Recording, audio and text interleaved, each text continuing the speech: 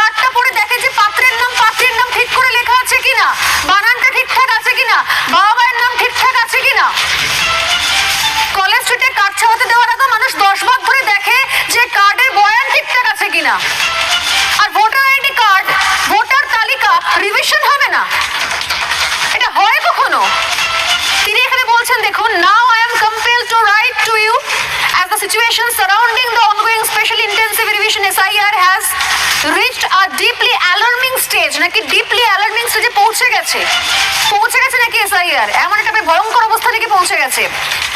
The manner in which this exercise is being forced upon officials and citizens is not only unplanned and chaotic but also dangerous. তো এবার বলি উনি কি বলতে চাইছেন, SIR process নাকি একটা ডেঞ্জারাস